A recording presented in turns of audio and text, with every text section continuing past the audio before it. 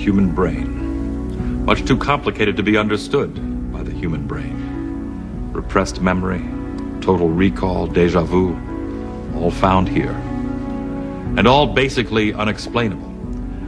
Jane Doe has no recollections of her past, yet on the blank wall of her memory, images appear that she seems to remember. You are about to enter her world, to experience a tale of amnesia you will never forget. After the accident, I had completely lost my memory. I hated the name Jane Doe, but that's all they could call me. Nobody knew who I was or where I came from. I had no identification or records. All I had were these flashes in my brain, and I was beginning to get one now. Stop the car, Susan, please. Susan was an attendant in the hospital where I was staying. She was assigned to drive me to a specialist several hundred miles away. But what I was starting to experience was more important than any help a doctor could give me. I was starting to experience my past. All of a sudden have this funny feeling that I've been in this town before. And I think I've even been in this diner.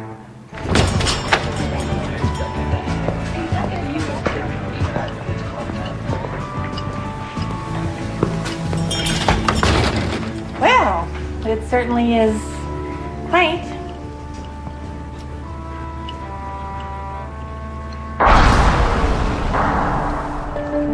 Something told me there was a counter area upstairs that I had visited many times.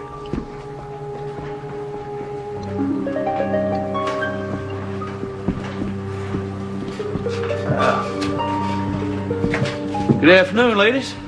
What'll it be? I'd like a gardenia float. What, please? A gardenia float, please.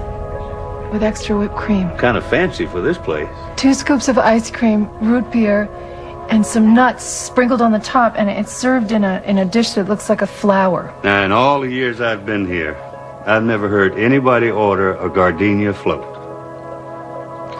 Would you settle for a piece of Bud's special pie? Sure, why not? She's suffering from post-traumatic memory loss. That's just a fancy way of saying I've got amnesia. Gosh, I'd really like to help you out, but I've never seen you before. Now, Annie here might know more than I do. After all, she's been delivering mail in these parts for about 100 years now.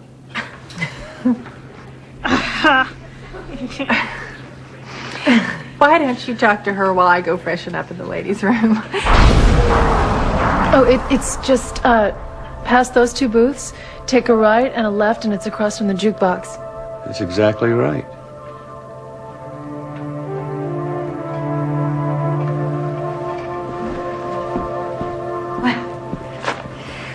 I think I'll have my usual.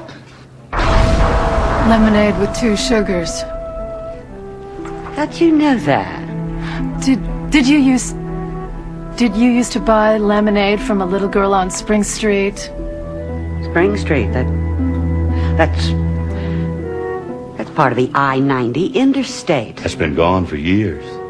Are you okay, hon? I don't know. My head is splitting open. I see flashes and they just disappear.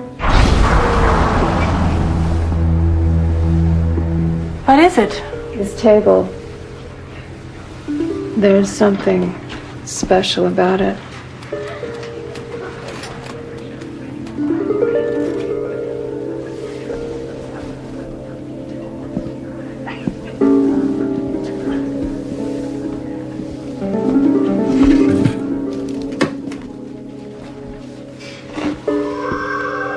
AW loves BP.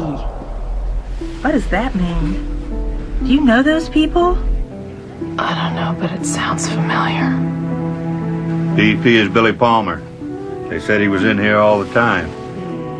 Poor kid. He was killed in a bad crash years ago.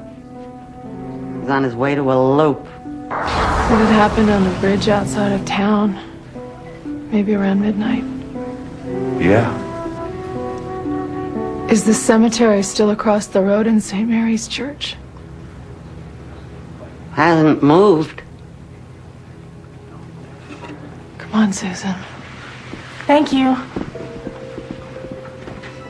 There in the cemetery, I was sure I would discover the link to my past.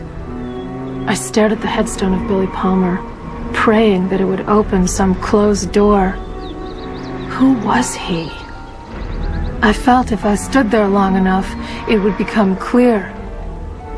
I had a few false hopes, but in the end, Billy's grave gave me absolutely no answers at all. I felt I was so close to finding myself. And? Nothing. Just a blank. I was so sure this was gonna lead somewhere. Our Jane Doe never knew the possible truth. For only a few feet from Billy's grave was the grave of the girl who died with him that same night. Her photo, a dead ringer for our Jane Doe. Angela Wright, born 1930, died 1950. Did our Jane Doe actually live a past life in the town she was visiting? Was it really her who died in that accident years ago? Or was that photograph in the cemetery just someone who looked like her? Is this the first time you are being asked to judge the truthfulness of this tale? Or, as that great philosopher Yogi Berra once said, is this deja vu all over again? We'll find out whether this story is true or false at the end of our show.